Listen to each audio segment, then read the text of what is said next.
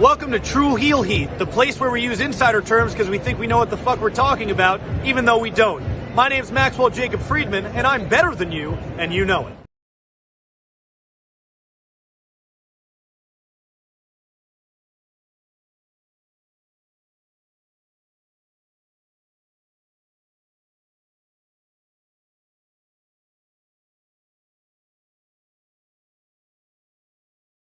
Hey guys, this is Rosa, and welcome to True Heel Heat.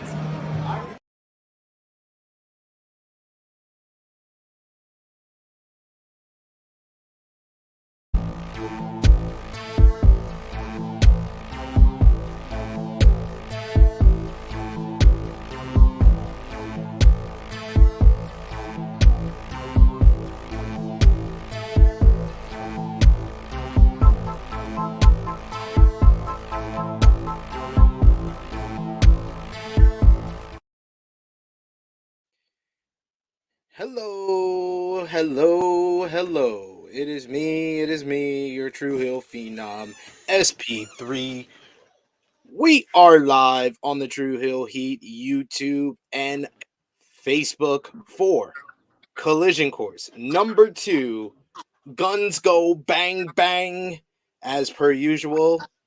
Super Guy JJ's got to close his blinds, but we are here to discuss and review the June 24th, 2023 edition of AEW Collision as only we can. I am here with my esteemed colleague, my co-host for this review, who always shows up on CP time, but a lot better than last week. I was looking for my headphones. I can't find them, so I just said whatever. It is what it is. You should be looking for the headphones at like before 12. No, I didn't realize. 12:05. You know me, I'm moving around, moving and grooving. I didn't really see where I was like, oh shit, it's 12 o'clock already. But it's all good. Never fails. Yes, we can, and we're gonna be joined once again, back-to-back weeks. He still is not saying if he's gonna stay for the long haul or not. We'll see what his thoughts is on the show this week for the second week in a row. We have the ace in the face of the True Hill Heat YouTube channel, Mr. Romeo Anthony Colon is joining us. How you doing, Romeo? Oh, it's a definite. I am not here for the long haul. It's a definite. But I'm here for the first 2 weeks. What's up? What's up, guys? It's good, man. How are you doing today? I'm all right, man. You know, I'm hyped for tonight. It's forbidden. Are you excited? Are you excited to see grown men wrestle tonight? I don't need them kissing my cheeks, but yeah. We are here for Forbidden Door Weekend. Welcome, everyone. We appreciate all the support for our new review here for AEW Collision Course. We appreciate y'all for joining us for the Guns Go Bang Bang edition. Love the ending. Love the title. I thought of that title instantly after the show ended, and it popped. Sometimes I see it just pop. comes to you. It popped Romeo. Sometimes it's hard. It's hard to come up with these titles. I have to do it twice a week. I have to do it twice a week now. It's tough. It's tough out here in these streets. But yes, thank you for joining us. If you're with us live, we appreciate you. If you're watching on demand, we appreciate you. We appreciate all the love for the first edition of Collision Course. I think about 600 views on that one. Appreciate that. Keep up the support for that, and hope we can continue that success on this week's edition. Sound off in the live chat if you're with us live. And of course, you could do the smallest thing possible to show your appreciation. Drop the thumbs up on the video. It helps the YouTube algorithms. You can also share the video with all your wrestling fans, friends, and family on all your favorite social media platforms. If you are new to the True Hill Heat YouTube channel, hit that subscribe button, hit the bell to stay notified for all the great content here. And of course, like I said, sound off in the live chat. We'll try to highlight as many of your comments as possible. But you have 2 ways to make sure your comment is highlighted on screen. You can send a super chat donation. Any dollar amount matters. We will highlight your comment on screen. Make sure you get your money's worth in addressing and showing your views to us, and we'll give you our thoughts on your comment. Or you can hit the join button for just $1 a month. Become a member of the True Hill Heat YouTube channel, like our good brother Vala B, who's here early. Vala B was in here early, shooting his guns off, bang, bang, gang, saying hashtag guns up, hashtag. JJ, can you please find your headphones? It's like a slight echo. Hashtag And we'll be back bang. 30 seconds. Says hashtag bang bang gang. Hashtag still his era. Hashtag Ricky. Hashtag. He's getting all the hashtags in. We also got Vala B, who's asking Romeo. Romeo, back me up when I said I was behind the gun since the Acclaimed fell apart. Yeah, you're The not ass who, clean. yeah, you're not who I'm coming after today, Valaby. Maybe the guy that commented right below you, probably. Yeah, probably. He's part of the bandwagon now. All of a sudden, jeez. We got Kaden who says just listen to Many Men. Huge Guns fan right now, right here. Oh, how sweet it is. He says, love Collision last night, Caden. Thank you for joining us. We got Frantic World who says, what's up, guys? In chat, happy Forbidden Door Day. Yes, it is Forbidden Door Day indeed. We also got Will Chisholm who says, true heels by name, but babyface in heart. What's up, True Heel crew? Thank you, Will. Thanks for joining us as Babyface usual. to each other. Yes. We're pretty nice to each other. Well, not me and Romeo all the time. Most of the time. Most of the time. We are. Give ourselves some more credit. No, we gotta play up the rivalry. You know, that's what gets the people coming back. Like, oh man, We're like that's now. We're partners. Yeah, that's true. This is true. Mainly, people are always here for me and JJ on screen together because we always don't agree on anything. And I'm sure he's gonna be on You might see him tonight. The watch along tonight, sharing his bad opinion. One bad match will be worst AEW pay-per-view ever. Like he might see Jay News too. Oh, we're gonna see a lot of the True Heel Heat gang tonight.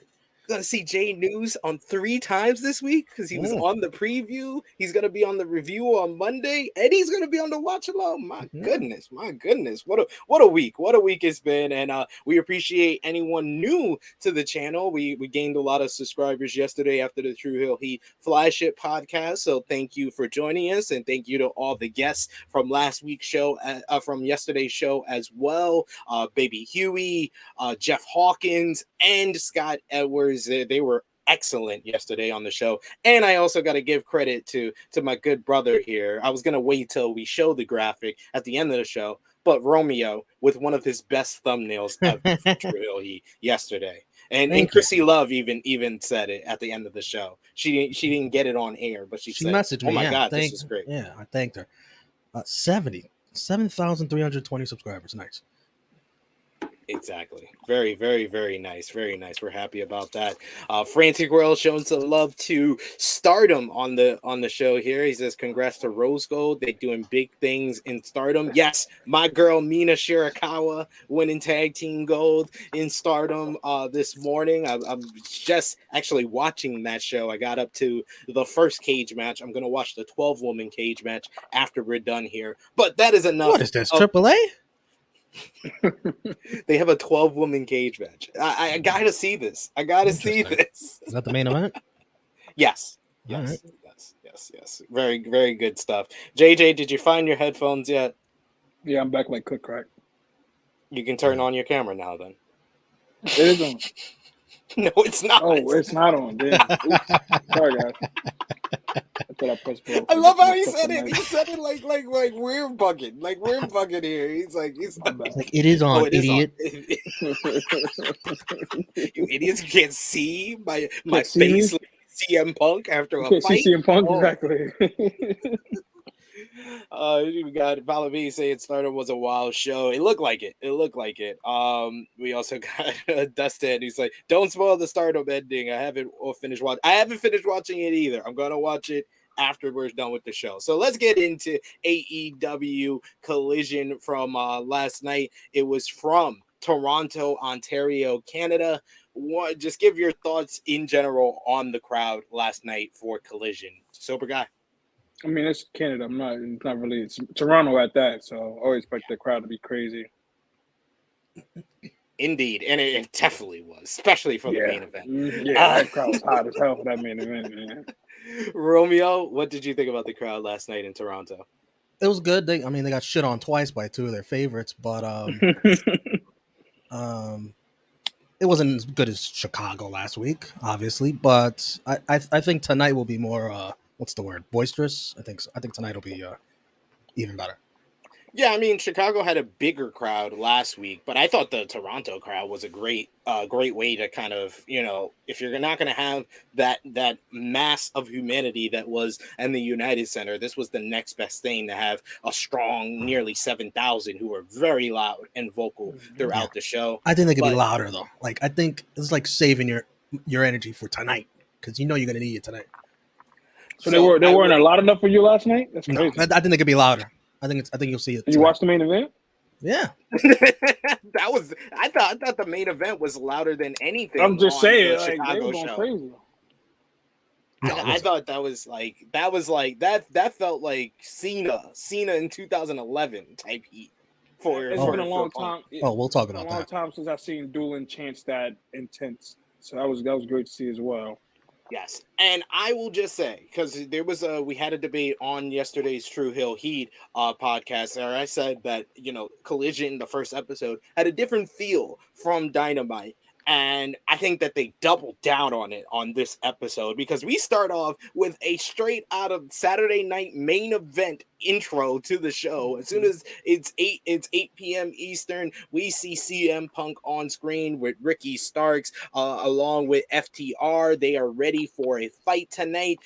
They say top guys are out, and we also get Bullet Club Gold along with the Guns saying that they are ready for tonight's 8-man tag. A lot of back and forth between Punk and Jay White here. What did you think about this unique intro to the show, Romeo? I loved it. I'm trying to be different. Switch up the formula every now and then because I'm tired of the same formula every week, especially on Dynamite. I agree. What about you, Sober Guy? I guess they do the closing for Rampage, and now they do the opening to promote the main event in the beginning. I mean, I get like I said, it's something different. I'm hoping the back and forth between Punk and Jay White leads to what I really want to see right now. There's a feud between them, and we'll get into the main event later. But yes, it was a nice opening. I agree with both of y'all. Then we get Tony Schiavone after the introduction from Kevin Kelly and Nigel McGuinness. Tony Schiavone is in the ring to bring out our opening segment, which was supposed to be Sting and Darby Allin announcing their partner for Forbidden Door. But, of course, Chris Jericho can't let the spotlight go on anyone else, exactly. So he comes out first. Alongside Minoru Suzuki, they come out to interrupt the proceedings. Jericho doesn't know who Sting and Darby Allin could find, who is tougher or sexier than them. They even do a nice little secret handshake with each other, Minoru Suzuki and him, with Jericho mentioning that Sammy's not here. Maybe he's a little jealous because of the friendship forming between him and Suzuki. But what matters is that Tony Schiavone knows the partner. So he threatens Schiavone, tells him to tell us who it is, threatening him with the bat. Then the music of Sting hits, and it's Tony Schiavone, even though he's pushed up in the corner with the bat, he still has to get off it's Sting. We get Sting and Darby coming out, and Darby gets on the mic first, and he says that he doesn't know where Sammy Guevara is this week. Maybe he finally thought better of what he's doing and teaming up with Chris Jericho again, because if he shows up at Forbidden Door, Darby says he's gonna beat his ass just like their partner did to Chris Jericho at the Tokyo Dome. We get Sting whispering in Jericho's ear, and then you could read his lips. Did you read his lips? Yeah, you definitely tell it said Naito. He said Naito. He could read his lips clear as day, Sting. It's Naito, literally.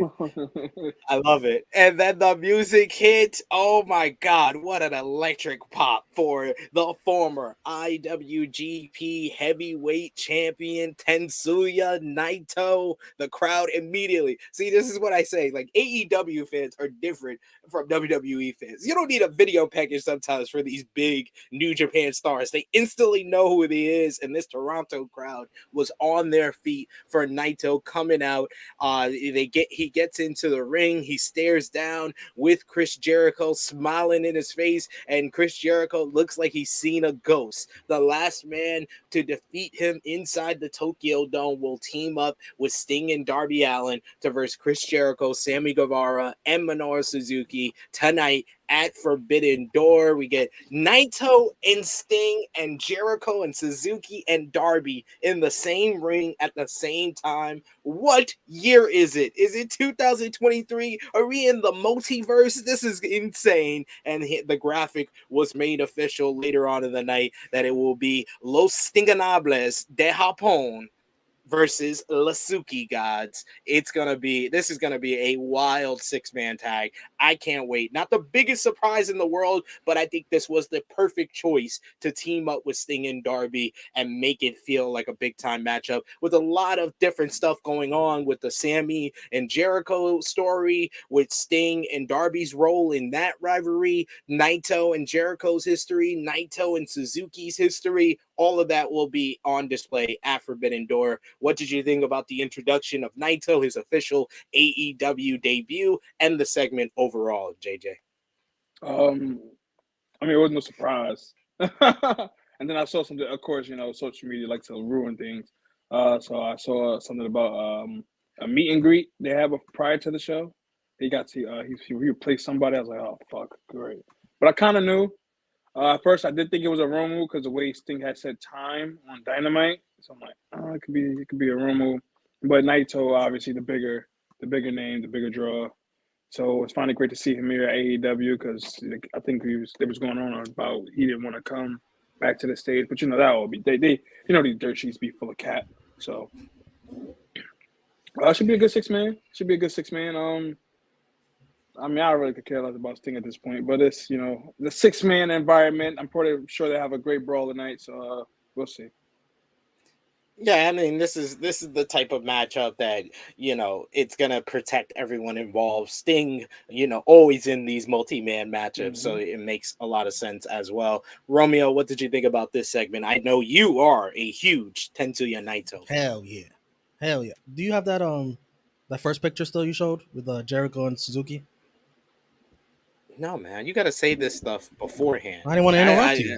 I delete right after. Can you re-upload it, please? Right after I'm done. Do you mean with them entering or them next to each other in the ring? Yeah. Where Suzuki's like he's got his hand on his head.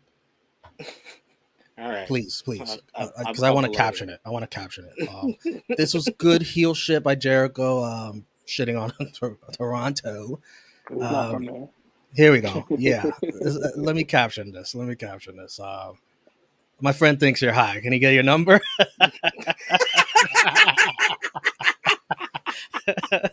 There's so many captions for this. Come up with your best caption in the chat. There's so many captions for this. It's such a weird photo. The line Jericho did about Sammy Guevara, I thought was interesting. He said like Sammy's jealous of their new friendship, whatever. The handshake was the best part. The handshake was.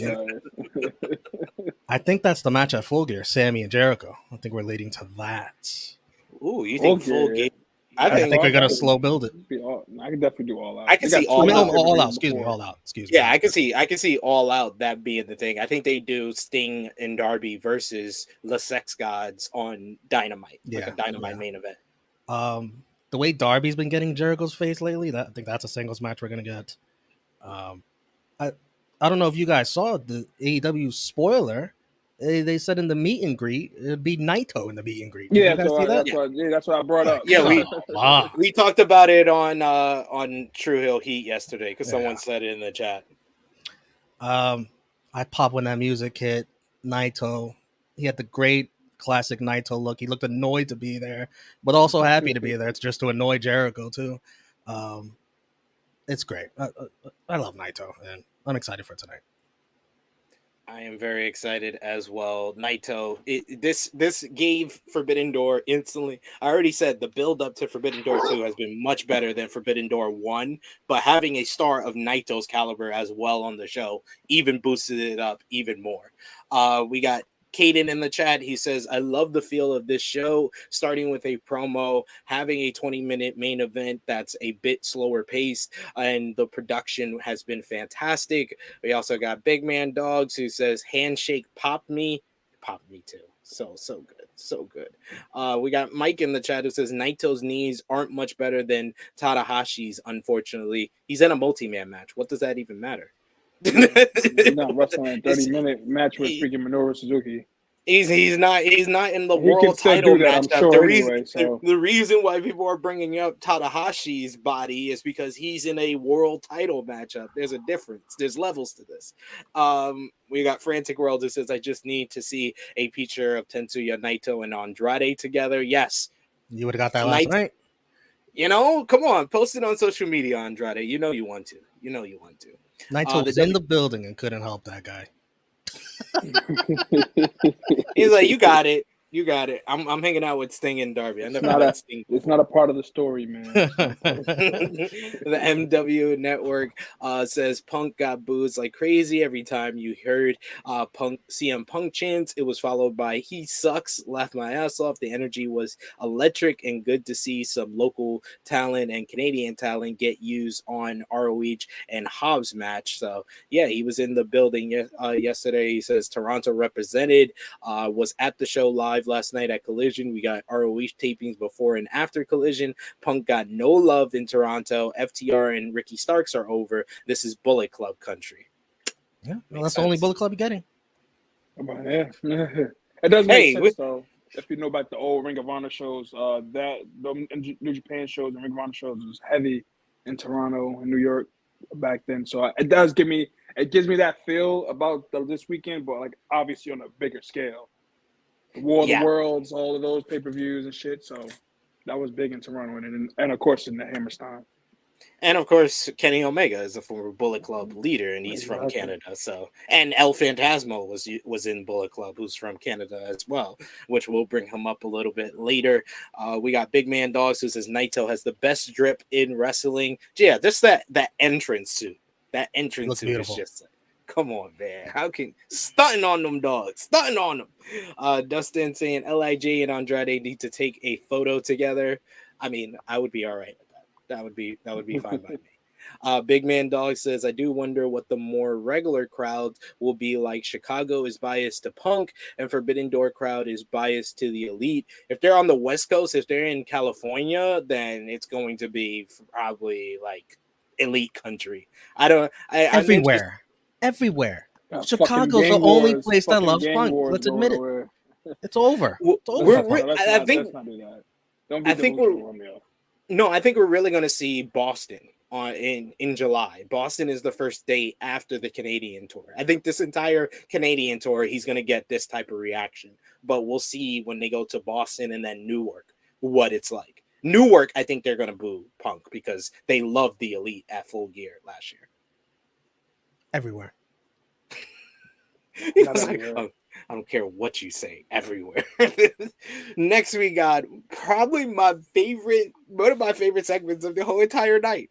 We hear from Miro, who says he's sick of his God. He was sick. He was the God's favorite champion. Then God forsaked him and took the title away. And God told him that if he wanted gold again, all he had to do was praise him. And he says that no. He says, no, he will not do that. He says he renounces his God. He renounces his wife because he is ready to hurt people. He is Miro and he is godless.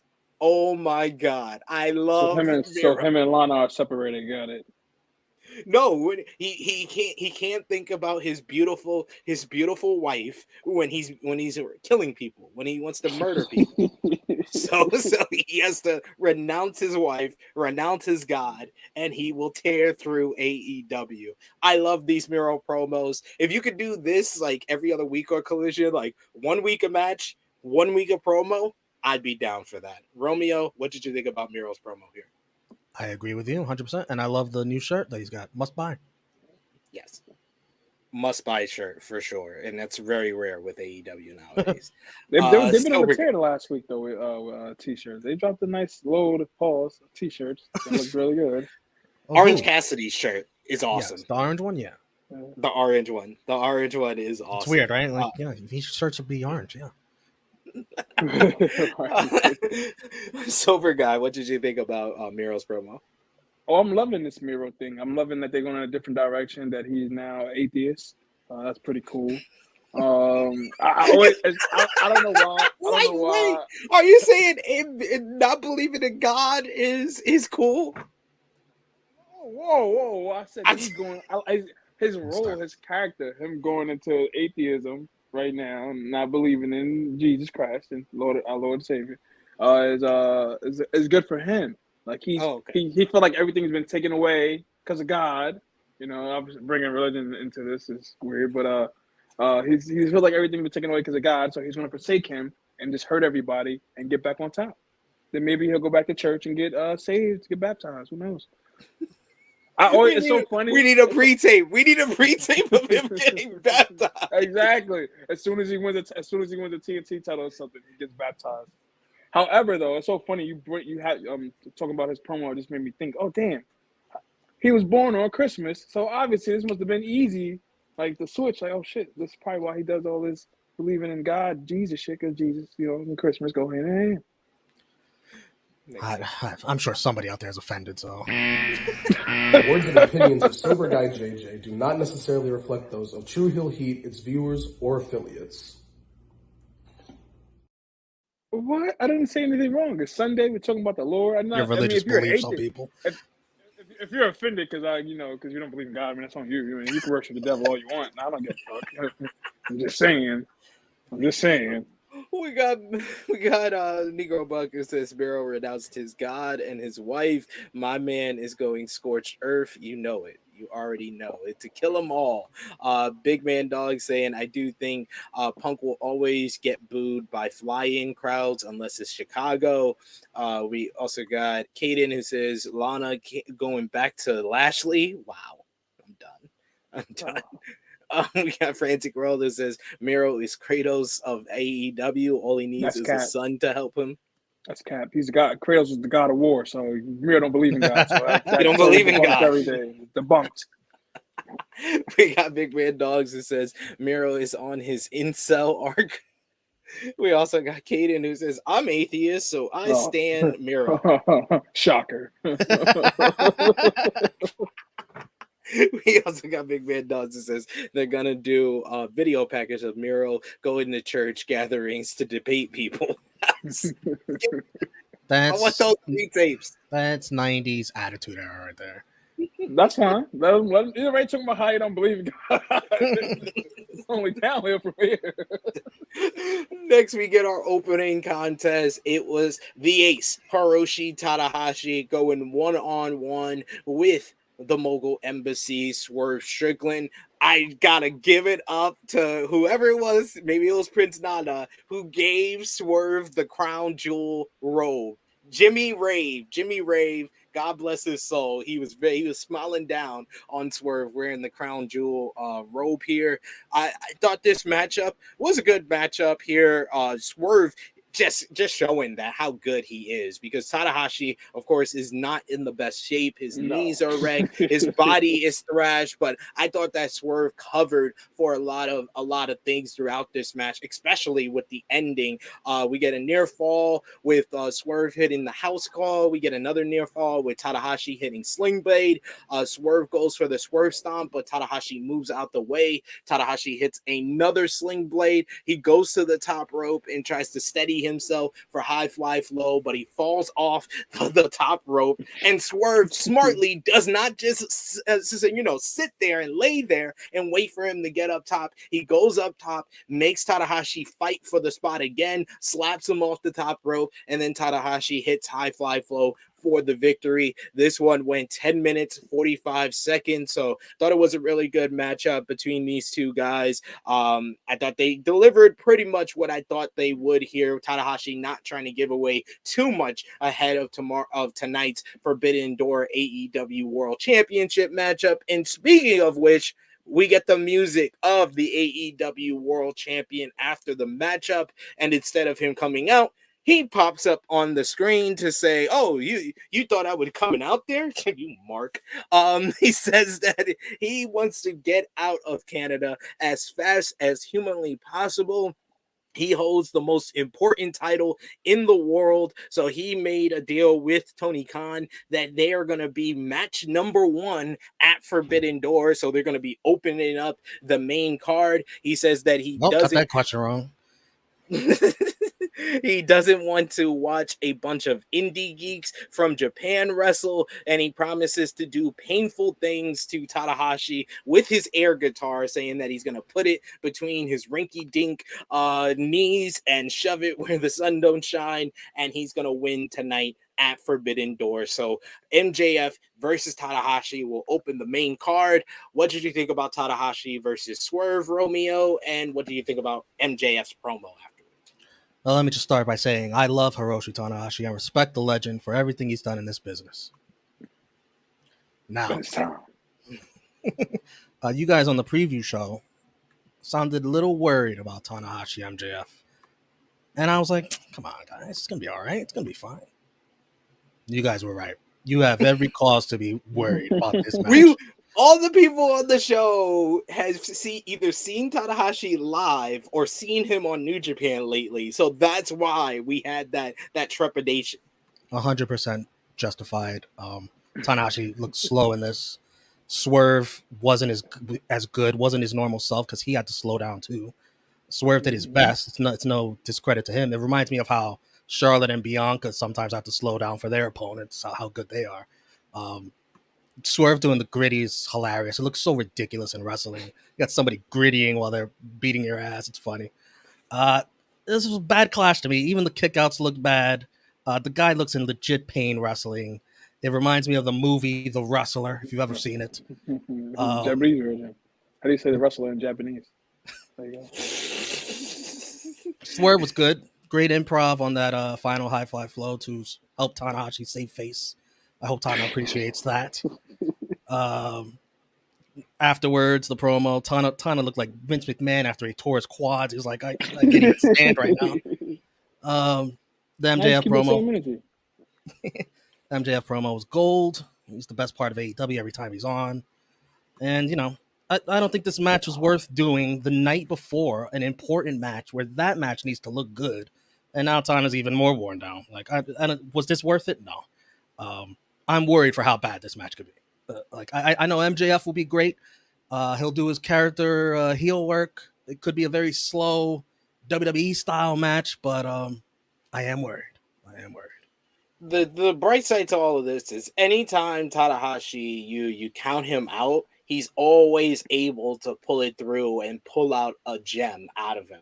Because a lot of people, I mean, he might, but a lot of people counted him out last year at Forbidden Door, and he had a hell of a matchup against Jon Moxley in the main event of Forbidden Door and got some of the actions of the night when he got out of the bulldog choke and was fighting back, and he was bleeding all Moxley was bleeding all over him and stuff. So I think that he could still pull it out. He could still pull out a hidden gem, and especially because of MJF's style, I think he can do that as well. We got Dustin who says no knees Tanahashi for real, man. Tada shouldn't be in the G1 this year.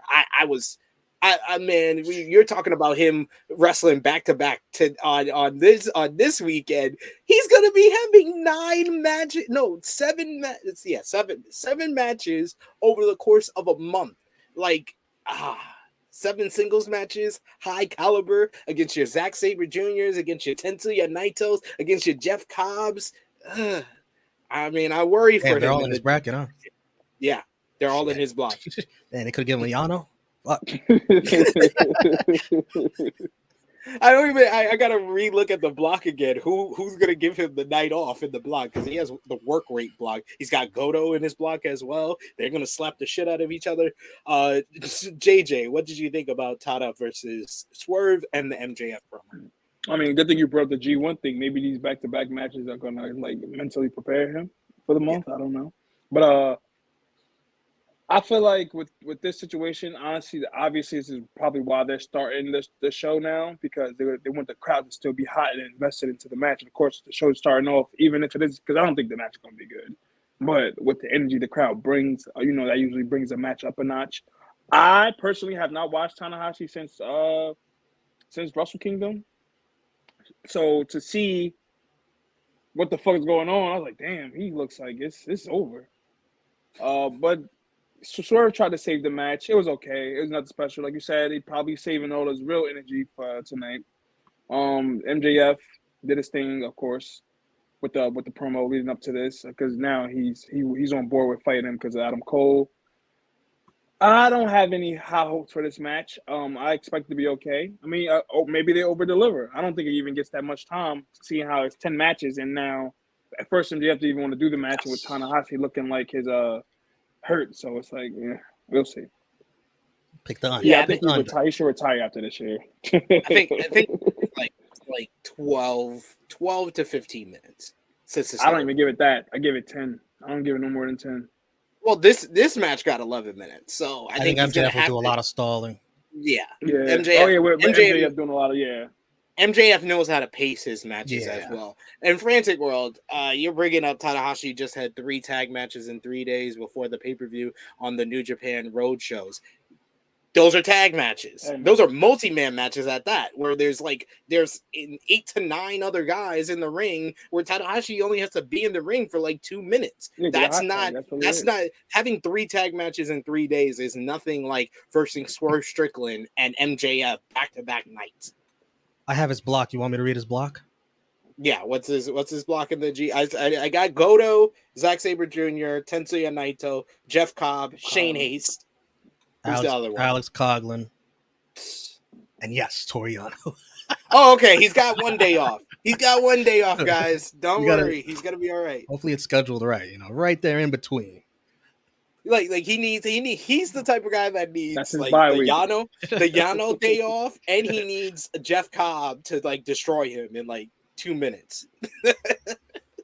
He and Naito, boy. Not gonna be the same, huh? What is that? That's I think that's the final match of his block too. So they're both gonna arrive in wheelchairs. What the hell?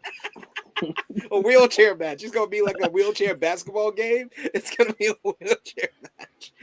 We got Valabi in the chat who says, I doubt he isn't getting out of his group, but it's 7 to 10 quarter semifinals. No, he's not getting out of his block. Like that's why we said it's 7 matches. He's got 7 matches to do, Valabi. Let's not even go with the maybe. No, he's not. He's not. He's especially with how he did last year in the G1. It's not his worst. Yeah. He also says Tada needs to take a break. I remember I don't remember what the last break he did from everything, but I mean, he's been doing multi-man matches as of late because he's the 6-man tag team champions in New Japan. And he says, like I said, MJF is the safest pick for Tanahashi. Yeah, I agree with that. I do agree with that. That was the best option. And yes, he's in the same block as Alex Coughlin and Jeff Cobb. They're gonna have to lift his broken down body to a couple of spots there. Next we had another edition of the workhorse of AEW Collision as Andrade El Idolo went one-on-one with another member of the House of Black, Brody King, the monster of the House of Black. Andrade got a great reaction following his fantastic matchup on the debut episode of AEW Collision, and this matchup was worked in a similar fashion but yet different, where you had the big man versus the small man, and this was really Andrade in his underdog babyface bag, fighting from underneath, selling the injured shoulder that got re-injured in the Buddy Matthews matchup. Even on the Tranquilo pose, he was selling the shoulder. Some great stuff throughout this one. Brody King was just battering this man, hitting big clotheslines, big chops throughout this matchup here. Julia Hart would come into play once again, trying to distract Andrade once on the outside when he went for the apron cartwheel into the moonsault. And then again, when Andrade was looking for the figure 8, she distracted him by taking his mask. But eventually, Andrade would once again go after the knee of Brody King. He got him down onto the floor. He looked for the figure 8 as he was about to bridge despite the injured shoulder. In came Buddy Matthews to cause the disqualification. This one went just under 13 minutes, and the beatdown was on. Brody King and Buddy Matthews destroying attacking Andrade, giving him Dante's Inferno as the House of Black stood tall. The lights got dimmer, and we see Malachi Black was on the screen watching all of this go down, and then the lights went out. And then the House of Black disappeared. So once again, House of Black's numbers getting the better of Andrade El Idolo. I thought this matchup was great up until the finish. I think the finish makes sense this week because I feel like Brody King has taken way too many singles losses already. So if you're going to protect him, I get it. And especially don't want him tapping out to the figure eight, especially if that's going to be Andrade's new move. You don't want him surviving the figure eight. You don't want him tapping out of the figure eight. So this was the next best thing. I thought the finish came off a little bit lame in the moment, but I think it was the right decision after sleeping on it. JJ, what did you think about Brody King versus Andrade? I see where they're going with Andrade on Collision, and I'm loving it so far. Like him just every week being, like you said, being a workhorse, kind of like almost. I guess it kind of sounds racist, kind of like how the Mexicans were in the cruiserweight division for WCW. So you could have just said vibe. Like Brian was that earlier this year on Dynamite. Yeah. So yeah, basically, all right. So I'll say he's the Mexican Dane Bryan. All right, that better. Mexican Dane Bryan. That's better. That's better. But yes, like I agree with the finish. Brody does not need a loss like this, seeing how Andrade came in the match not 100%. So that finish worked out perfectly, and obviously, it looks like it's leading up to a feud with Andrade and Malachi Black, which I am here for. So that's another good match, very good match with Andrade on Collision. And who do you think? Because eventually this is leading to a trios matchup. Who do you think is going to be Andrade's backup? That'll be dope if they get Roosh back. The second, another person, I don't really know. I don't really know who else could they have. Maybe Roosh and Jalistico. That makes more sense than Roosh and Preston Vance. Yeah, definitely not no fucking person. No, come on. Gotta be Mexican. Yeah, gotta be Mexican. Bandito. Bandito, maybe. Nah, Jalistico. Jalistico's been with LFI, so he makes sense. Romeo, what did you think about Brody King versus Andrade and the finish? Andrade, great once again. Love the moonsault. Very Charlotte Flair-like. His selling top-notch again for the second week in a row. He actually landed it, but except Brody King caught him. Unlike anybody. SB3 said it right. JJ's trying to be a dick. SB3 said it right. You have to catch the moonsault. He landed it. He got in the right spot. He was in the right spot. Yes. When he did it. Did you guys see the shot of Julia Hart and that fan next to her? I thought that was funny. The fan. Oh, with the fan with the red hat smiling. Brody looked good. The DVD into the corner. The cannonball looked nice. It's crazy how good all three of House of Black are in singles. Yes. They're all that damn good. Andrade's woo needs some work. Definitely. He sounded like Bigfoot. He sounded like Chewbacca. Ooh.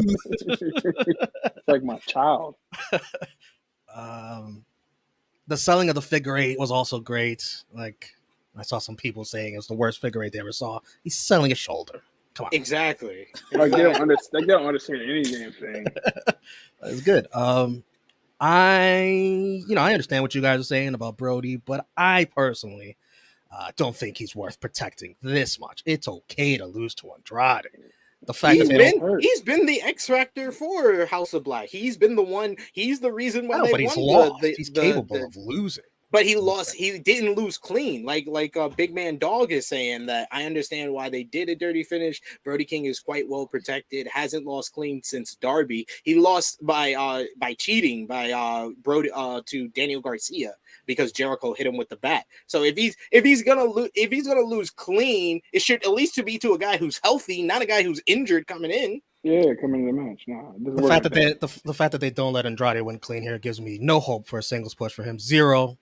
You could forget. God. You could forget about beating Malachi. Forget about it. What's wrong with the wrestling community? But wait, you don't let me finish. You don't let me finish. If there's a rematch and Andrade beats Brody King, I will retract all of this. Retract it. But if there's not, then my statement stands. A good job making Malachi seem like a final boss just by appearing on the screen. I like that.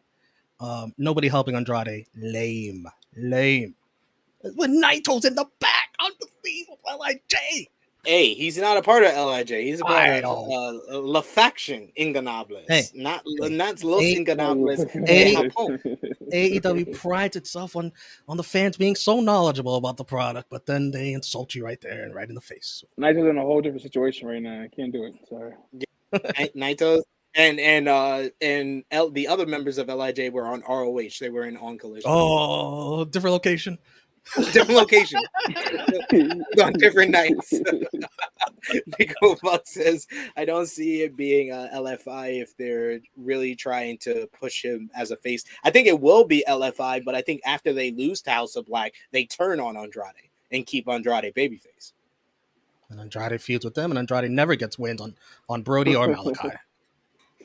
But he could get wins over his other Mexican brothers. That's fine. He can get wins over his Mexican brothers. He can get wins over Buddy Matthews because Buddy Matthews never gets singles wins. Buddy's the fall guy. He's the fall guy of the House of Black. We got MCAS that says Russian Duelistico are heels. It should be Commander and Viking. No, it shouldn't. They're just gonna lose. I don't want to see Vikingo lose. And that doesn't make sense because they're Mexican. Exactly. Doesn't make sense. That's racist, actually.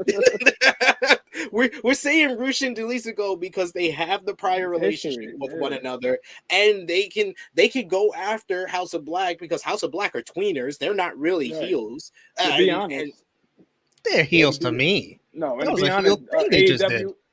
AEW has no problem with switching people's roles for a story, so no. as we see, so that'll be fine.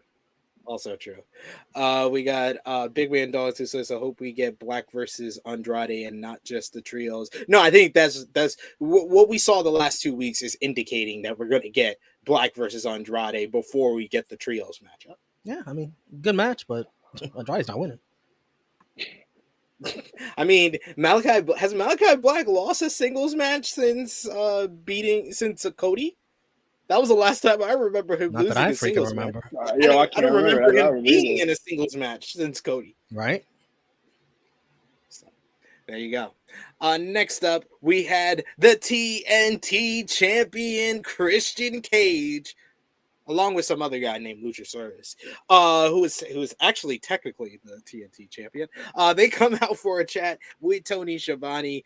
Christian Cage is back in his hometown of Toronto, Ontario, Canada, and now he knows that this place, it breeds losers. He mocks the Toronto Maple Leafs and the Toronto Raptors, and he says that the only solace this town has ever gotten is the Toronto Raptors winning the NBA championship in 2019, but that was only because of his good friend Kawhi Leonard. And he says that he spoke to Kawhi and he told him that he had to get out of this town before the people suck him dry.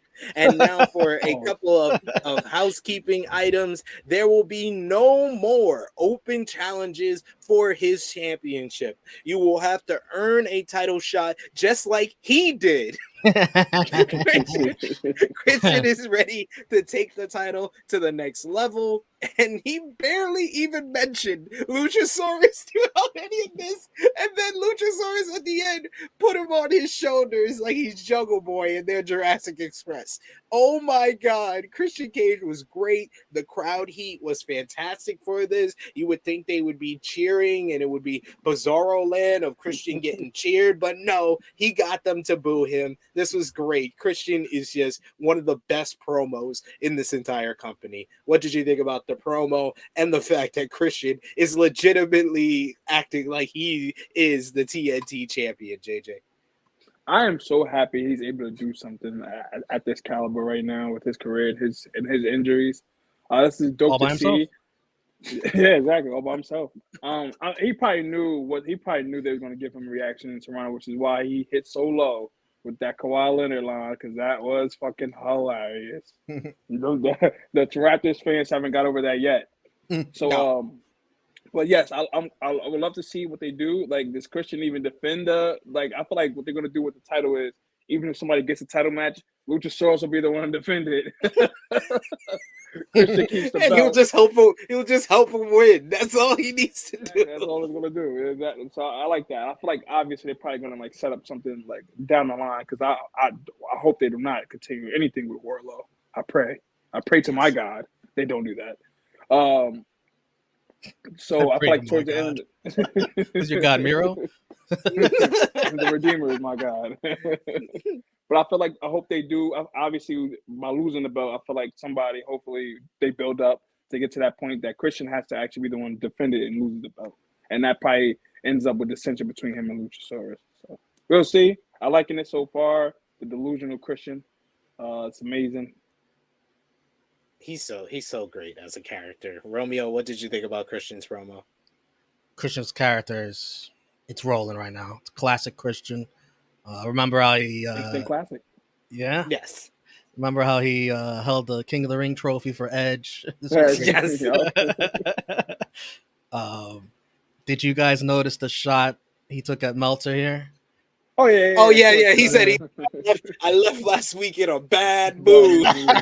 He also took a shot at Cody. He was like, I'm not like the guy that once held this title that took different roads to be here. Yeah, that was unnecessary. The Meltzer one was funny. The Cody one, I don't know. I love both of them. I love how Cody stayed getting strays in this company. Ridiculous. Yeah, this was everything I expected. Great work by Christian. Wardlow not interrupting here makes him look like a chump. Luchasaurus looks like he's such a moron. I don't know if you could build up to that moment of him turning on Christian. You know, WWE did a good job of this with Kane. When Kane wouldn't speak, he was kind of like just in the background, and then when he turned babyface, it was epic. You know, so you wonder if you could get that out of Luchasaurus. Well, they also kept Kane strong during that time. Yeah. Luchasaurus looks like a dork already, so it's a little different. But there is potential there if you could get get him over. Keep it up, right? Yeah. Because he hasn't said a word. He's finally someday he's probably gonna say a word, and that has to get a pop. Mm-hmm. Yes. Yeah. He really hasn't. He hasn't said anything since lining with Christian. Really. Yeah. Since last fall. So yeah. A long time. It's been a long time, and that should get a big reaction when they eventually do it. After the Christian promo, we hear from various people in the Owen Hart Foundation men's tournament. We get Satoshi Kojima, I already know what you're laughing at. who in Japanese says, "I'm gonna kill you, you idiot." Says he's gonna beat CM Punk's ass. We get CM Punk, who says that he's gonna fight hard. It's a dream come true to verse Kojima, but he's gonna beat him. We hear from Samoa Joe as well as Roderick Strong. Roderick Strong letting us know that he was trained by Jim the Anvil Neidhart. I like that little tidbit right there. We hear Dustin Rhodes. We hear from Powerhouse Hobbs, and then finally we hear from Juice Robinson, who's the most over-the-top heel possible, and Ricky Starks, who says he's going to win the Owen Hart Cup. Any thoughts on any of these promos, especially Kojima saying, I'm going to kill you? I have thoughts. This guy is plus 10,000 to win tonight. Plus 10,000 on the betting lines. Threatening death when you're that big of an underdog is no. No, it's awesome. It's awesome. You gotta win by all means. You gotta gotta stab him. Gotta stab him. You know, it is what it is. Shank him. I'm laughing at Punk kissing Owen Hart's ass here, and Canada still hates him. I'm laughing. Joe and Strong. I can't wait for that damn match right there. It's in Calgary, you idiot. Did they announce when that is? Is that on like a Dynamite or something? That's next week. That's next week's Wednesday? Collision. Next week's Collision. Okay. Yeah.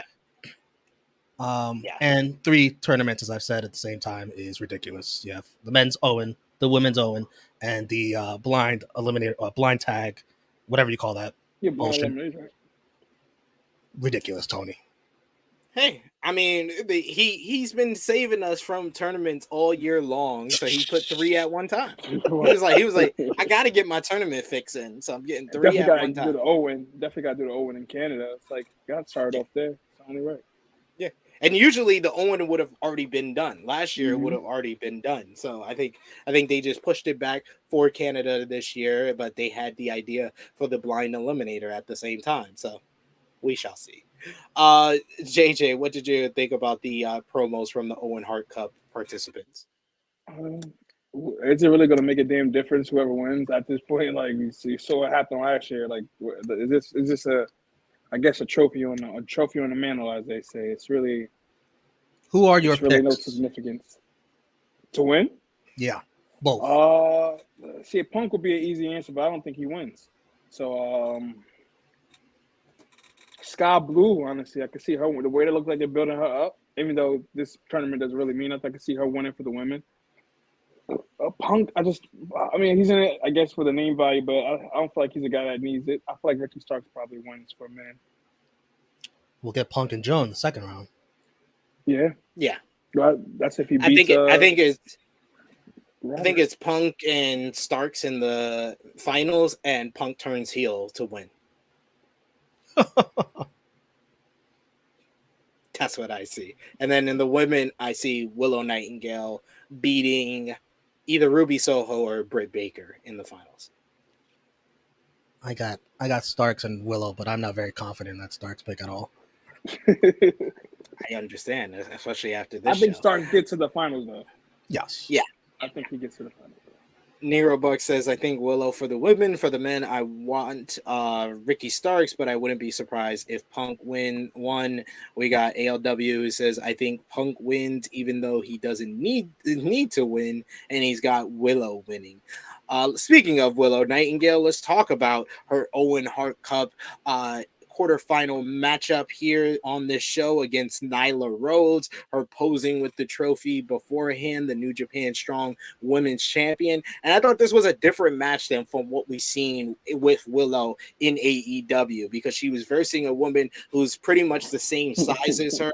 So it was a battle of two hoss women here, hitting hard, trying to use their power on one another after distraction by Marina Shafir on the outside. Nyla Rose got the advantage and told the fan that they were a moose licker. Then in the ring, Willow was selling the arm. After they call women's vaginas moose knuckles and stuff. I'm only assuming that. What? Who does that? I've heard this thing. Let's all right. Let's keep going. The words and opinions of Sober Guy JJ do not necessarily reflect those of True Heel Heat, its viewers, or affiliates.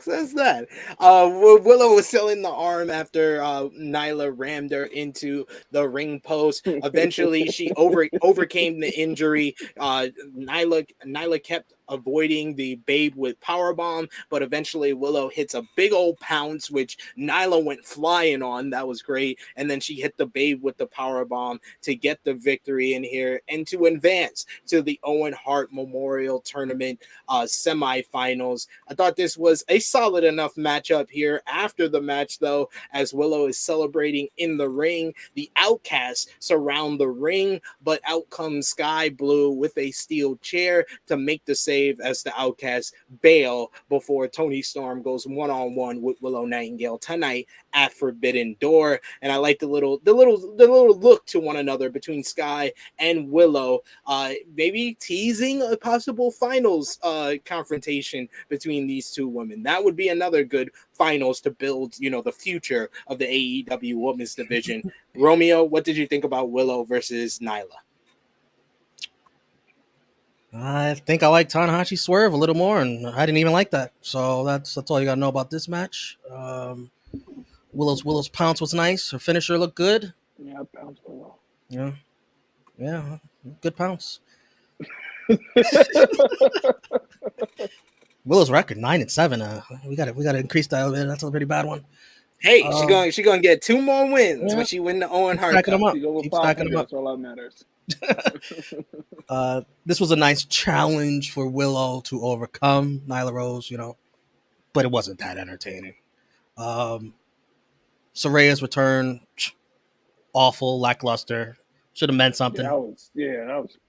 Should have saved it for Sunday. I agree.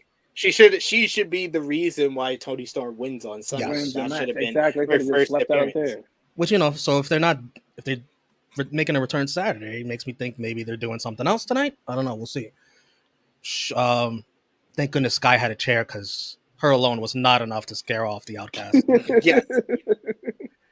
I was like, at least she had a chair. At least she had a chair, not to completely bury the outcast. JJ, what did you think about Nyla versus one more Willow? thing. Ruby Willow is my final, and I think this was like further proof of it. More so than Sky looking at Willow. That's fair. JJ, what did you think? Boring next. Damn. You don't like women matches, like, Oh, like I love that's you established this. One of my favorite wrestlers right now. You like her. You don't like I like women's other wrestling. women. What you mean? I just did not enjoy this match. I'm not the guy to shit on women's wrestling. I haven't done You literally Yeah. this week's episode. Literally said on last week's episode, "Oh, women were on the screen, but I did watch." You did say that. I don't recall. It was an actual quote. The thoughts and views of Sid lying on my language. Fuck out of here! Fuck I don't outta know. Well, because these matches, that was a match that worked. Like, I'm not saying all women. I'm not. That's like me saying, "Oh, I like all men's wrestling." Pause. Like, that's not the case. They're not all good. I think JJ will enjoy tonight's women's match on the main card. And yes, reading this back in the comments here from Big Red Dog, it literally sounded like you were saying, "Well, I got black friends. I got black friends. Some of my favorite wrestlers are women." How can I be a homophobe? My sister's gay. Top dollar rap. Top dollars rap right there. This is all of the stuff that's in the same genre. Because in the same genre. I did not enjoy this particular match involving the women. And I didn't either. I have so no he's not problem wrong. with women wrestling. It was decent enough. I said it was solid, so fair enough. Next we have Scorpio Sky backstage with Lexi Nair. Scorpio Don't delete this picture. says that he has struggled to get here, and then his success controlled him, but no more. He is one half. He said he is Scorpio Sky. He is one half of the first tag team champions, the first face of the revolution, a 2-time TNT champion, and now you will all find out who he really is. And Romeo? I got the answer. Look at him closely. I never realized it until last night. He looks just like Jinder Mahal. No. Does he not? Look at him. Look at his No. face. Yes, he I would does. have said Ghost before I would have said. Yes, he does. He does. He looks like Amari. Looks like James St. Patrick. I agree. He looks like Jinder. And I care about him right now as much as I care about Jinder. So wrong. Any thoughts on the promo, JJ? Listen, if he talk about his success has controlled him, no wonder he wasn't on TV because he was uncontrollable. What success he had? Get the fuck out of here, buddy. What were you doing the last few months on TV? Give me a break. That's a good one. That was actually a good one. Your success is controlling you. Well, you ain't have much, so you must have not been controlled. Next we get Powerhouse Hobbs, his singles debut in ring on AEW Collision, looking like the monster that he is, and not much to talk about here. He versed Jeremy Prophet, and he destroyed this young man. I knew when I saw this was his opponent, I was like, oh, it's over. And in probably, I think it was just over a minute, Powerhouse Hobbs hits the spine buster for the victory here, picking up a win ahead of his Owen Hart Memorial Tournament quarterfinal matchup against Dustin Rhodes on next week's show. Any thoughts on Powerhouse Hobbs' dominating win here, JJ? Keep this black brother strong. Keep him strong. Yeah, kind of fucked him up with this stupid Warlow feud because you got another fucking scrub in Warlow out here taking the belt back from him, which I didn't appreciate. But this is why Collision is a blessing in disguise, because people that we thought had so much potential, after a while they were kind of getting just shunned away. And Collision, it's good to see that it seems like Collision is about redeeming these stars, no pun intended. So keep Powerhouse strong. Let him run through the tournament. Obviously not get to the finals and win, but keep him dominant the whole Owen Hart. Obviously he's gonna fucking destroy Dustin, so that's a no-brainer. But keep Powerhouse strong, please. I agree with you there, Romeo. Well, Hobbs is in tremendous shape. We already know what Hobbs can do. I don't need this reintroduction. Put him in there with someone notable like Miro was last week. This dude looked like Colin Kaepernick out there. See, that was a good one. He's from California, so Hobbs and Dustin, it's such a waste of a first round matchup. I understand he's a good friend of Owen. I understand. And we're putting good friends in Owen. Jeff Jarrett should be in here, if anything. right. But My world. yeah, that's all I gotta say about this. This is a waste of a first round matchup. And it seems like no one's agreeing with your Scorpio Sky. Looks like And they're not seeing the vision. They're not seeing the vision. You're reaching with that one. See your own vision. We got. Well, you know what? At least I like women's wrestling, pal.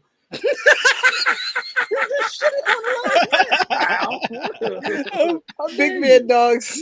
Big Man Dog says, I was not expecting gender. We got ALW who says James St. Sky. That was actually pretty good. He also says, I do not see gender. We got Big Man Dogs. He's on WWE. Who says Scorpio Sky is the guy who has been shutting the lights off for House of Black. Jesus. Yes, that was. Negro Punk says Dustin finna get flattened. And we got Big Man Dogs who says, I could see Powerhouse Hobbs winning the Owen. You think he has I would place him third. I would place him third on the list as far as potential winners. I got Punk 1, Ricky Starks 2, Hobbs 3. Yep. But third gets you a bronze. Hey, a bronze medal. That's that. He can hold that longer than he held the TNT championship. He can win the Blue Blazer Cup. I'm done. And Steven saying push Hobbs and Scorpio Sky whenever he comes back. Much love for the black guys. You should have saved that joke, Romeo. After Dustin said, after Negro Buck said Dustin finna get flattened, you should have just jumped it right. I'm not always there. Right. Words and opinions of Sober Guy JJ do not necessarily reflect those of True Heel Heat, its viewers, or affiliates. Why you so crazy? Take it easy. Take it easy.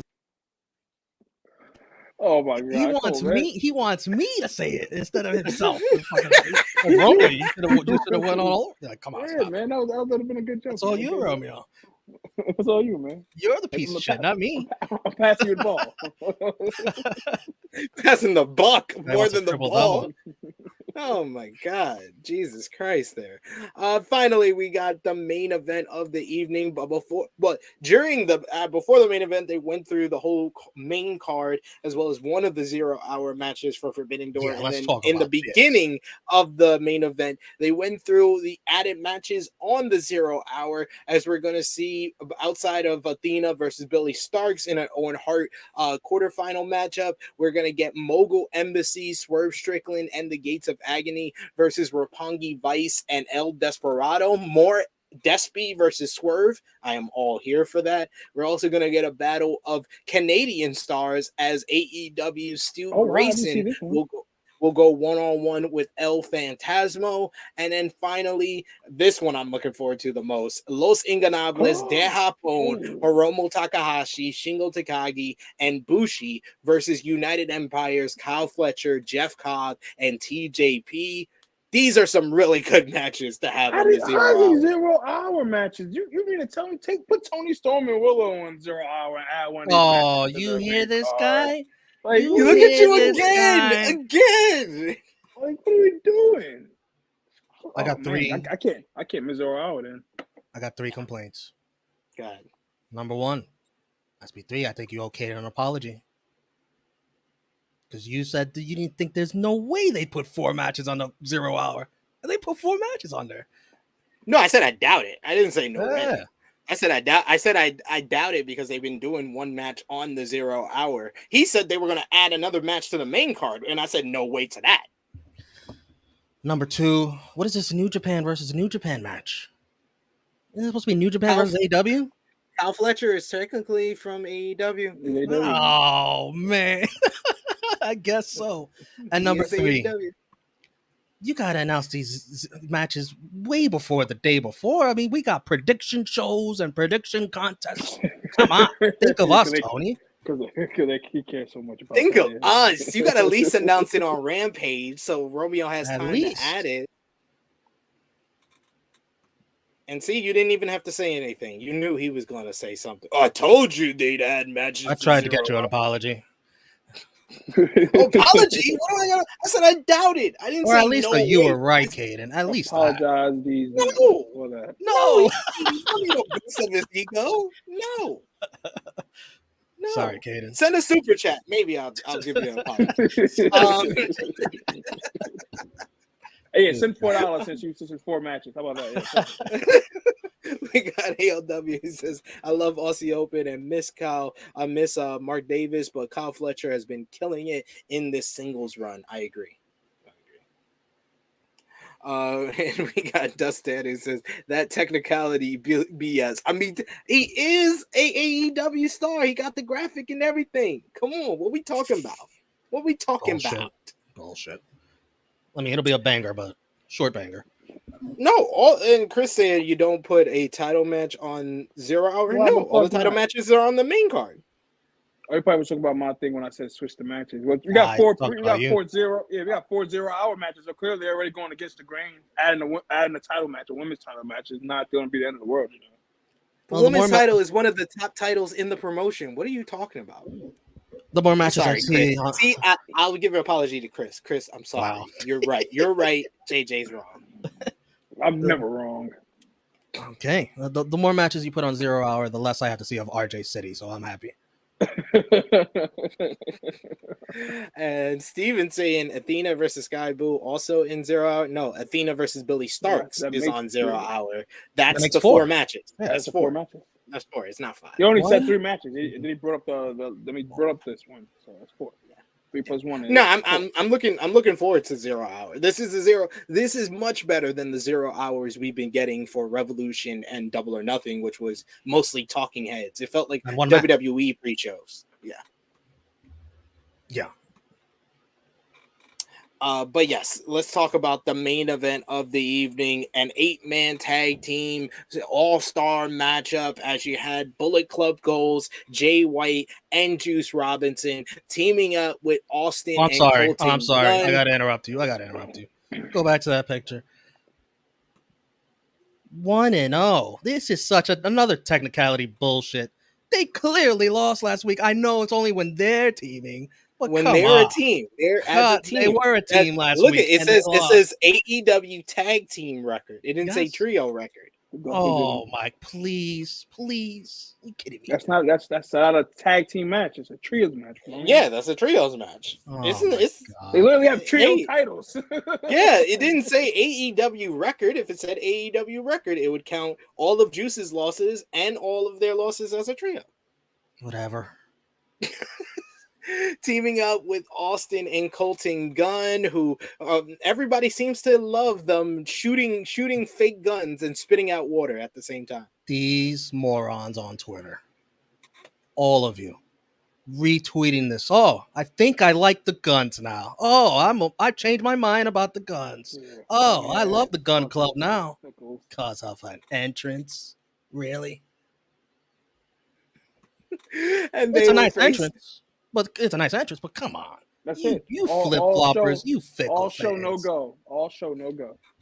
And they were facing CMFT Ricky as Ricky Starks teamed up with the AEW World Tag Team Champions FTR and the most hated man in Toronto, CM Punk. Like, my lord, this was 2011 John Cena type reaction where you had a little bit of cheers but some loud ass boos. This was a very mixed reaction for CM Punk, but it 100% added to the atmosphere, the environment of this matchup, and made this matchup, I thought, even better than last week's trios match. And I loved last week's trio match, but I enjoyed this one just a little bit more. We get Jay White taunting CM Punk early on and tagging out early, so CM Punk and Juice Robinson start things off. You get Ricky Starks coming in here. Ricky just had a little little pep in his step in this matchup, even early on doing the rope walk and the Michael Jackson thrust. You had CM Punk pulling out a little thrust of his own when he finally went face to face with Jay White. Any of the exchanges between Jay White and CM Punk was just tantalizing, just making you anticipate a singles match between these two. Punk and the baby faces picked up control, but then eventually they took advantage of Punk and isolated him until he was able to get the hot tag into Ricky Starks coming in. FTR was on the money in this matchup, and I thought the Guns hanged in very well with all their opponents and their teammates in this matchup. The finish was just wild, just picked up the intensity so much with everybody kind of flying through everything. You get Juice Robinson trying to give Punk the go to sleep until Cash Wheeler throws him to the outside onto the Guns, and then he hits a crazy dive where he nearly goes like head first into the barricade. This was just insane. I thought that Cash Wheeler was 100% going to injure himself on that one. Ricky Stark starts running wild with spears onto the Guns, onto Jay White. Jay White tries to hit the Blade Runner on him, but Ricky is able to reverse. Jay White pushes him into Juice Robinson on the outside, who gives him the left hand of God, and then Jay White follows up with the Blade Runner for Bullet Club Gold and the Guns to pick up the victory here. This was a nicely paced matchup that just escalated and escalated. It had a beginning, a middle, and then the end was just where the intensity, the crowd was molten hot, and everybody was just picked up the action so much more. I absolutely loved this matchup. I thought it was a stellar 8-man tag team main event, and in 2 episodes, this might be the best match. Even just a touch better than Andrade and Buddy for me. I just enjoyed the atmosphere to this one that really elevated things, and Bullet Club Gold picking up the victory was a nice surprise. You get CMFT Ricky on the outside looking disappointed, and then in the ring, Jay White lifts up the gun pose for Juice Robinson and the Guns to join him. And the Guns accept. The Guns are now officially a part of the Bang Bang Gang. Bang Bang Gang is now a foursome of Austin and Colton Gunn, That's Juice wild. Robinson, and Switchblade Jay White. Absolutely loved that ending, which felt like a pivotal storyline moment as well. The cherry on top of what I thought was a great episode overall. JJ, what did you think about the 8-man tag and the Guns joining the Bang Bang Gang? Yo, calling the Bang Bang Gang a force, and that was wild on SP3. But Why not the cutter? You got 2 kids, my dude. Relax. That 8-man tag match was fucking crazy.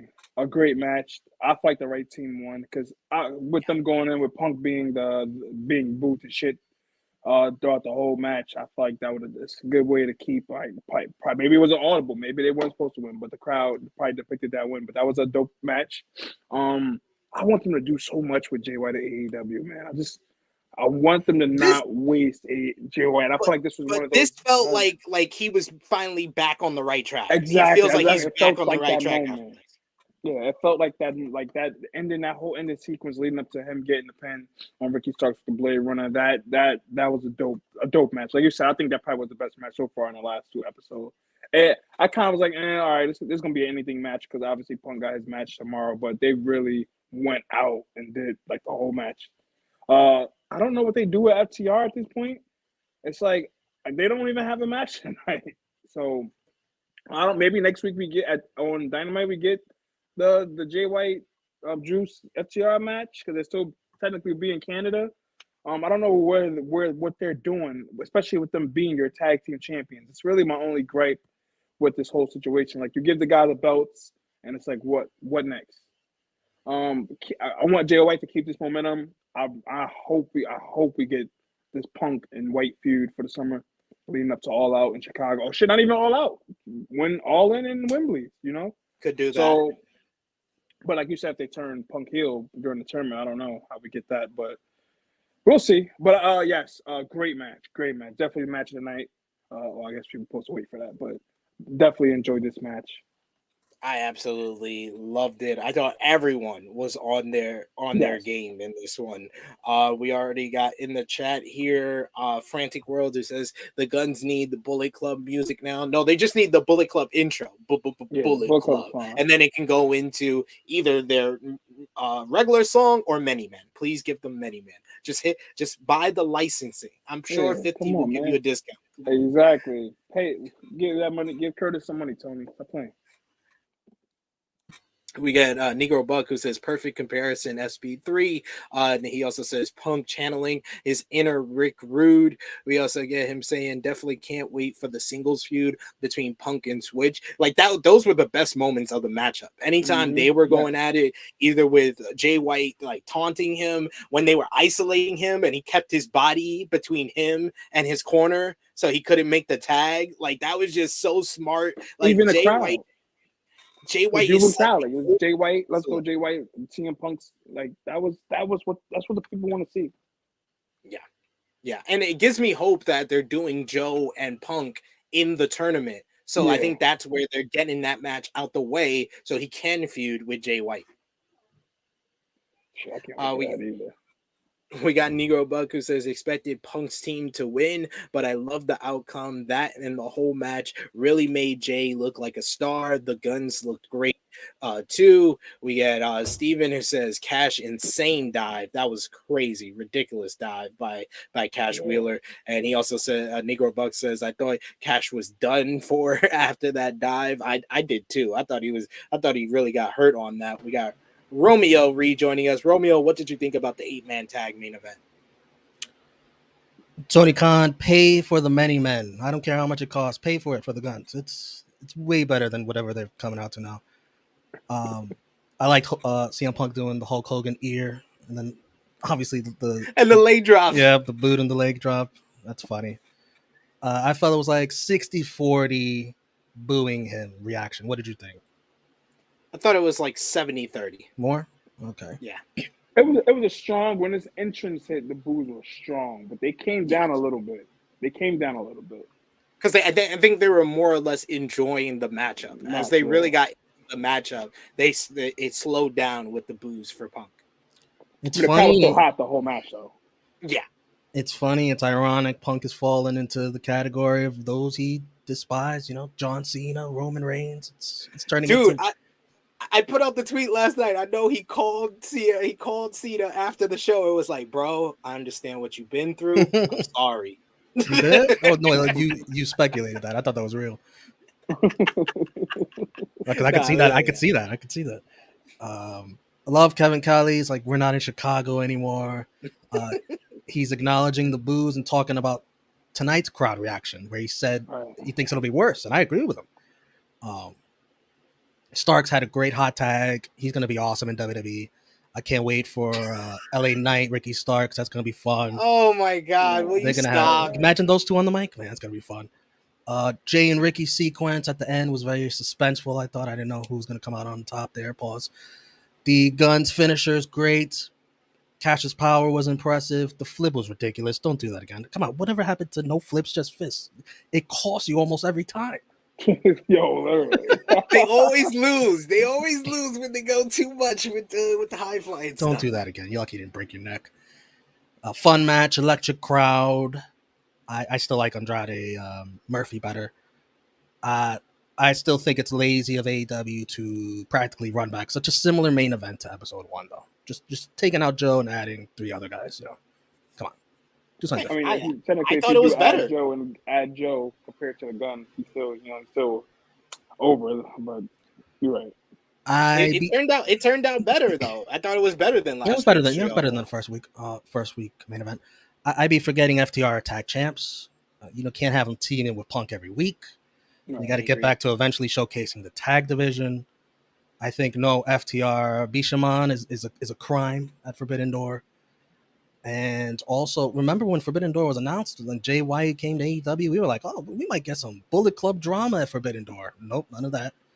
because I like the fact that they're keeping to the stipulation. He can't perform on a New Japan show. Is that specifically what it was? Or he can't be in Japan? No, he lost a loser leaves Japan match to Ikaleu, and then he lost a loser leaves New Japan that officially they said in the promo between him and Eddie Kingston was he could never step foot in a New Japan ring and be on a New Japan show. All right. Well, so we do some technicalities here. We ignore other ones. All right. Whatever. Hey, Russell, I'm going by all technicalities. I'm going by all the technicalities. I think Jay White has been elevated from what they previously had him doing on Dynamite. The Gun Club is a nice slimy team to fit in a heel stable like that. It fits the name as well. But let's not overhype them like people are doing on Twitter all over the place. Fuck that. Relax. I don't.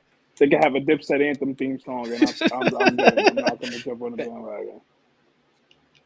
And I think, bang, gang. I think you have a serious problem here going forward. Who is going to be the babyface, the top babyface of Collision? It ain't CM Punk.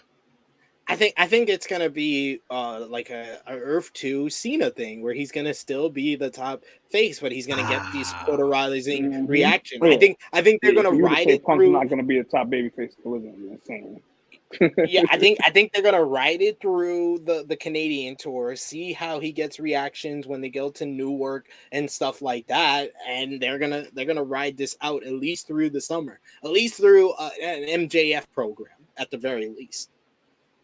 And MJF is the type of heel that we've already heard him get cheered and the crowd get behind him. So I think he would play a great foil to him. We got Caden in the chat who says Nigel was fantastic during this match. Kevin Kelly was excellent throughout the show, but especially in this main event. Like Romeo said, him acknowledging the boos and saying that how he believes that's going to be a factor in the Kojima match tonight. That was great stuff by both guys. Right. Not being a delusional commentator. Yeah, I appreciate that. I always appreciate that. We got Caden who says they've defended the titles once in 80 days. I mean, it's defended like a New Japan title. Like a Roman title. No, not like the IWGP US title. Kenny Omega won it on January 4th if he's defended it once. You get a whole tournament for a number one contender. That lasted months. I was like, what are we doing? This man hasn't even defended it twice. What are we doing? We got Big Man Dogs. He says Punk is the top babyface. We also got Ninja Mortis. He says Andrade top babyface. RPGs is saying Ricky Starks top babyface. That's why I said if they are going to turn him heel, you do it in the finals of the Owen Cup, and Ricky that's transferring and making Ricky the top babyface. Too much too soon. I don't think Ricky's ready. You just want Ricky in WWE. Shut up. Big Man Dog saying Ricky and LA Knight. That's gonna be fun, man. Oh God. Let that go. Let it go. Big Man Dog saying Miro could be booked like both a babyface or a heel. Hey, we seen in the chat people love him not believing in God. So about the atheists in the chat on a Sunday, man. It's terrible. It is Sunday. They're saying no Bullet Club War Dogs. I'm okay with that. They just need to stick to Japan. They're getting over in Japan. That's all that matters. And Stephen Chambers saying, wonder who's going to replace Kevin Kelly on commentary when he goes to G1 tournament. I'm guessing it's going to be Excalibur. And Jim Ross should be healed by then. No, hell, I don't want to hear Jim Ross. I'm good. I am totally good on Jim Ross. Got the black eye as we speak. Oh my God. Jesus. Come on. The words and opinions of Sober Guy JJ do not necessarily reflect those of True Heel Heat, its viewers, or affiliates. Let's put our thumbs in the middle before JJ gets himself in more trouble. Just put the thumbs in the middle for the June 24th, 2023 edition of AEW Collision in 3, 2, 1. Thumbs up for me and JJ. Thumbs in the middle for Romeo. Romeo, out of 10, what did you give the show? 6.3. Back and forth with things I liked and didn't like. The pacing is once again good, though. Dynamite should adopt this kind of pacing. They won't. I thought it was better than Dynamite this week. And, yeah, That's all I gotta say. Out of 10, what did you give the show, JJ? Another 8. I feel like it was almost it was as good as last week, but like in different parts of the show. If that makes sense to y'all.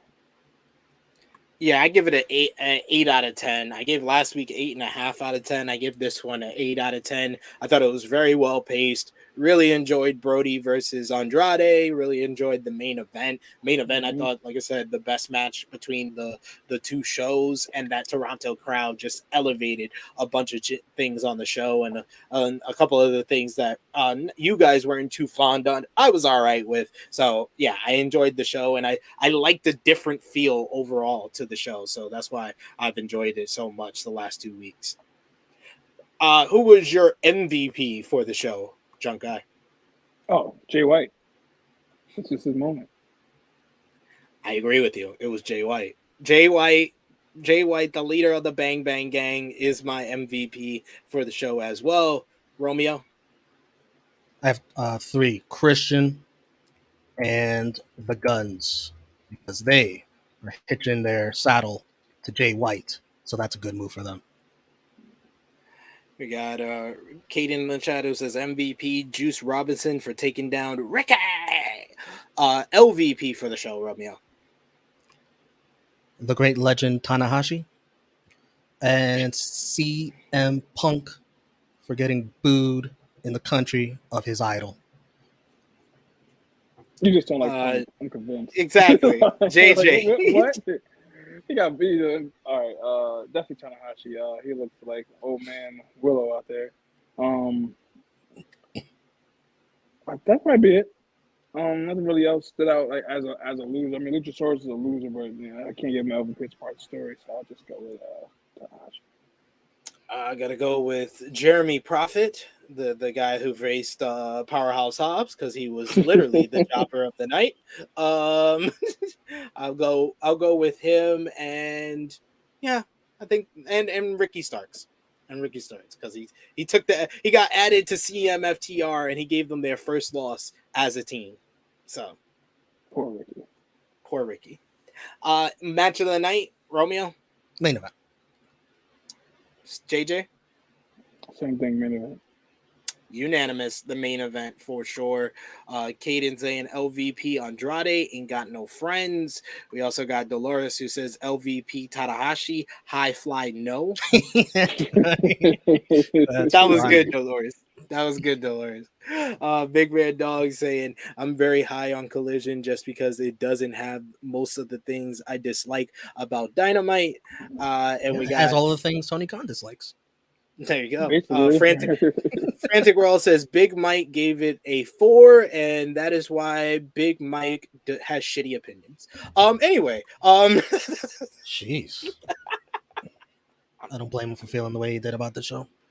Hey, and you're half watching it and you're playing video games at the same time, of course you're gonna give it a 4. But yes, let's wrap things up here on our AEW Collision review, Collision Course number 2. Romeo, thank you so much for joining us again. Please let the people know where they can follow you on social media, what you got going on right here on the True Hill Heat YouTube channel, your own channel, everywhere else, sir. The floor is yours. For Romeo Anthony, Twitter, Instagram, TikTok.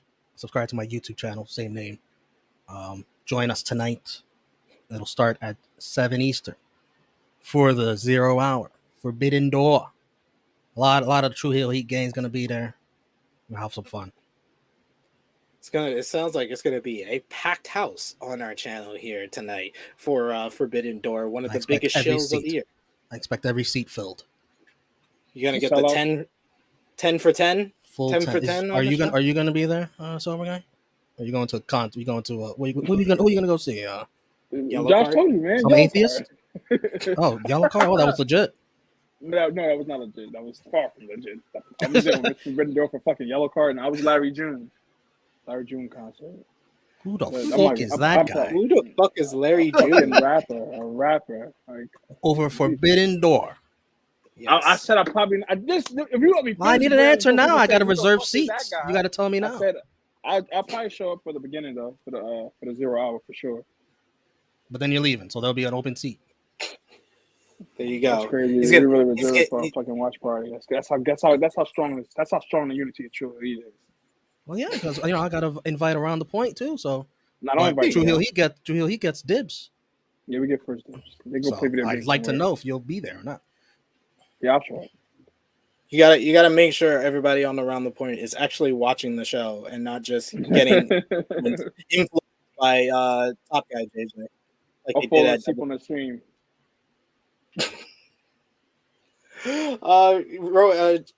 Sober Guy. Please let the people know where they can follow you on social media, and it's not at Heat Ain't Winning Shit. Ain't winning much. Yeah, I gotta change that. That's, I'm still living in the past, the dark past. You follow me on Instagram, Hacksaw_J Duggan, Twitter, SoberGuyJJ, Facebook, My Name Is My Name. The gang, we're everywhere. YouTube, Facebook, Instagram, Twitter, Pro Wrestling Tees, OnlyFans, Skull Next, Black Planet, Christian Mingle, Farmers Only.